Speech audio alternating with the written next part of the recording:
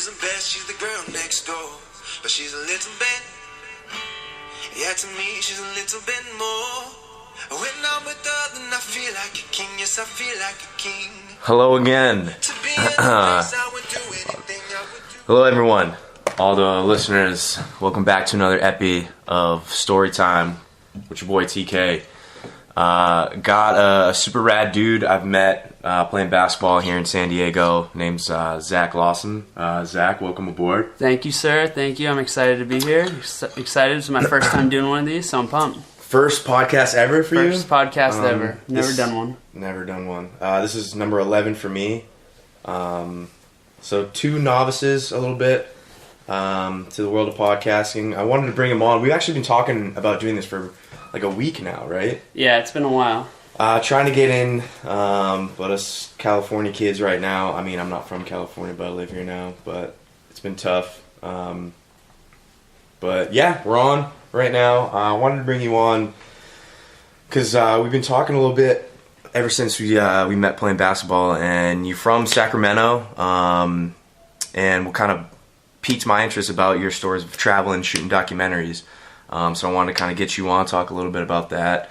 Definitely. But yeah, do you want to say anything to the viewers right now about Sacktown and kind of how we met? Or yeah, so I'll just kind of give you a background on me. I grew up in a small, I guess it's not like too small, but medium-sized town of Granite Bay. It's in Northern California. It's near Sacramento though, right? Yeah, it's 35 minutes northeast of Sacramento, and then yeah, and then it's by, like, if anybody's from Sacramento that's listening, it's by, like, Roseville, Folsom, Rockland, all those little cities. So I grew up there. I went to school at the University of Colorado Boulder for 2 years, and I ended up transferring to Chico State. From there, I lived in Bilbao, Spain, and moved back to Sacramento, and now I'm living in San Diego. Right on. So when I say Sacktown, or do people call it Sacktown from Sacramento? Is that like... No, I call it Sacramento. I don't like abbreviating things. Like, a lot of people here say, like, SoCal, and I don't say that. I say Southern California. I don't say SoCal. Yeah. I used to say San Fran. Yeah. Like, when I was living on the East Coast. Yeah. But people out here don't say that. I say, like, SF or SD for San Diego and San Francisco, and then for Sacramento, I just say Sacramento.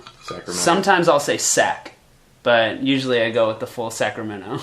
Sac. Would you guys have any chance at like Kings games? Like, did you go like Let's Go Sac? Or yeah. So I went to Kings games a lot. We had season tickets to the Kings, so we were big fans growing up. Lived through the whole 2000-2002 playoff series with the Lakers. Went to Arco Arena a number of times, and then they just built the Golden One Center, so I go there a lot. When did they build that? Last year. Really? Yeah, so this is the first year they're playing in it. Oh, weird. Pretty sure. That sounds about right. I think. It's either this year's the first year or the last season was the first year. I'm pretty sure this is the first season, though. When was the last time you've been there? I was there on January 2nd. Of this year? Yeah, so not too long ago. Okay. When I was back up in Sacramento for New Year's and Christmas. You got Christmas to see Boogie play. I got to see Boogie play. I got to see Chris Webber. Yeah, I went to a couple of those games. Mike Baby, Peja Stojakovic, Doug Christie, Pollard, Bobby Jackson was my boy. Yeah, Bobby Jackson was the man, dude. Sixth man of the year. Oh, he was the best. But those guys still are around. Like, Doug Christie does the announcing for one of the sports casting companies in Sacramento. So he's always there. Peja and Vlade Divac are... They're in the organization, They're in the organization. Yeah. Peja is Vlade's assistant. Bobby Jackson was supposed to be in the organization, but he turned it down.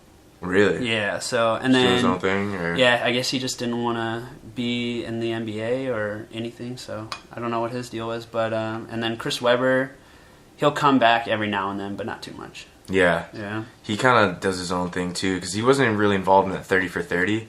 Yeah. Or the Fab Five. Yeah, he wasn't. I don't think he wanted to be in it. No, he didn't. Yeah. I'm pretty sure they reached out to him. Jalen did. Yeah, and he said no. Yeah, I mean, so that's kind of what at least brought us together a little bit. That's where we initially became friends, is on the basketball court. Yeah. Because you and your roommate Nick It's from your hometown, right? Yeah, he went to Grand Bay with me. Yep. So we started playing on the courts there, and then we just we were like, you guys were regulars. I kept coming for a little bit, and then we just kind of recognized each other. Yeah, exactly. And got to talking, hung out a couple times, and so what you do is like you shoot documentaries kind of as a hobby of yours. Like, how did you guys? So documentaries is like my end goal, and I'm doing a couple of them this year that I have booked.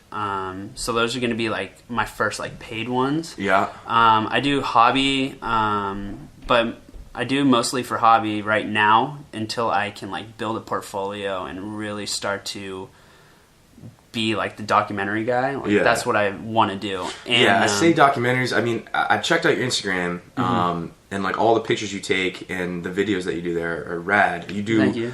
Like the 1 second a day. Did you do that one pretty recently? Or not 1 second a day for a year, but like you kind of did a compilation video. Oh no, that was just like my end of the year, like just dedicated to the places and the people that I adventured with or explored with or just kind of did anything with, and that was my way of saying like thank you to all those people. Yeah. And I just wanted to show everyone like what I did, so it was just like my end of the year type of thing. Now, did you go to school for this? Like video editing? No, so the story, do you want to hear the long story? That's why I have you, man. Let's go into it. Let's dive in. Let's rewind to my senior year of college at Chico. I was going back to school in August, and I never really had like any interest in cameras. Like I picked them up and I've shot them a couple times, and I always liked it, but I never like pursued it more. So like I had this gift card to REI, and I didn't know what to buy with it. So I was just like, walking around, and I see a GoPro, and I'm just like, oh, that looks kind of cool. And so I ended up buying that on my way up to my last year of Chico, my senior year. And when I got to Chico, all of a sudden all my friends, we just started hiking every weekend. We started going to the cliff jumping spots and just going cliff jumping. We took a lot of trips, Big Sur, Yosemite. We did a couple other ones in there, but Is Chico known for its like hikes and? Not really. Chico's more known for its like partying. Like really? So Chico was a big party school in the 1990s, and they recently cracked down on it in like 2008 is when they really got into it, because they had a couple kids. I mean, I don't want to take it here, but they had a couple kids that died due to drinking too much, so they kind of shut it down. So it wasn't as big when I was there, but it used to be like a huge party school, and that's the kind of rep that it got. So that's why you transferred to go to the party school.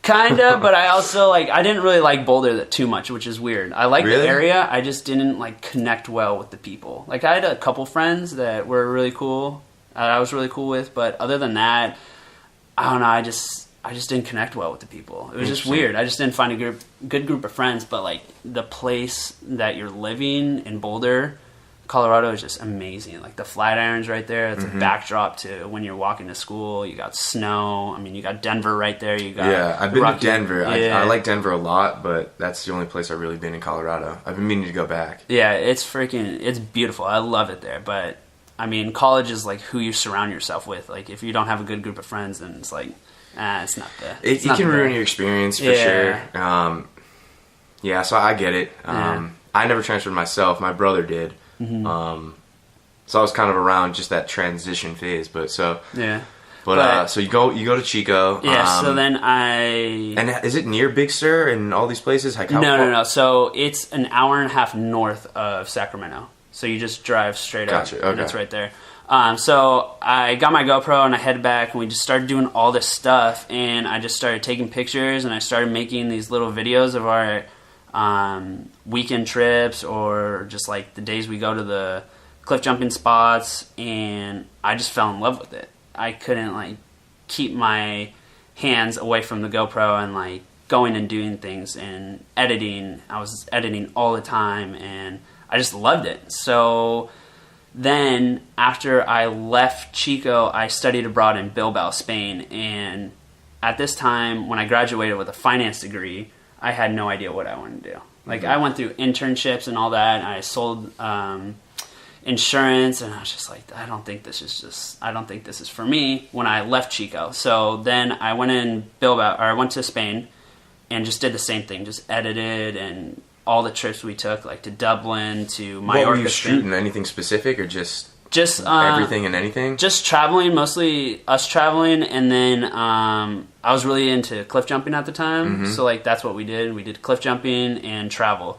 and that's what I would film almost every time. Like Mallorca, there's actually, I'll show you. There's a video that we made of Mallorca, and it's pretty cool. I mean, it's GoPro. It's nothing like I'm doing now, but it was still a lot of fun when we did it. And so that will kind of encapsulate everything that we kind of wanted to film. But just hard EDM and cliff jumping, making it look like super cool and whatnot. But it was a lot of fun. So we went there, went to Spain. And at the time, like I said, I had no idea what I wanted to do. I was so confused, and I just kept editing, kept shooting. Ended up making the end of the year video for the program for them to use for upcoming students that are thinking about going. They will show this and be like kind of a marketing tool. Right, and it wasn't like because you were out of Chico, so it wasn't study abroad. What? No. I walked. My senior year, but I had one more semester left. I had two classes to finish my degree, and I did them in Spain. Gotcha.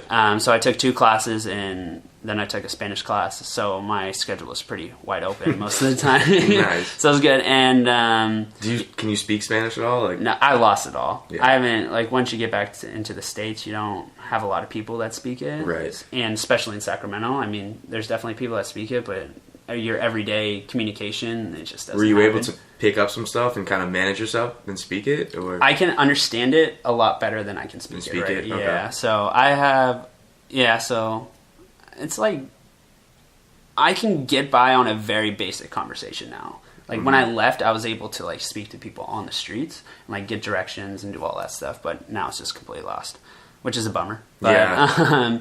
But then I went not knowing what I want to do in Spain, and that really helped me with what I want to do, and I kind of found myself in a way with my life path. And when I got home from Spain, I was like, all right, this is what I want to do, and I don't know how I'm going to achieve it, but I'm going to get there one day.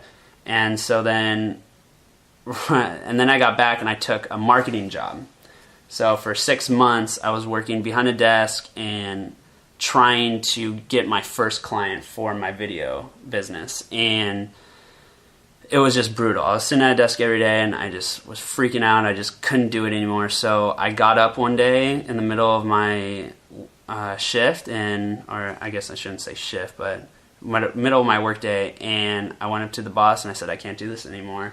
Jumped on a plane to San Diego, went on a 3-week road trip through the Grand Canyon, Horseshoe Bend, the Wave in Arizona, Joshua Tree, and a couple of other places with a buddy of mine. Damn. And so that was the turning point for me. Was I was so scared to take that leap into doing my own thing, but I just said, the fear of staying put and stagnant versus the fear of growing, or you know what I'm trying to say.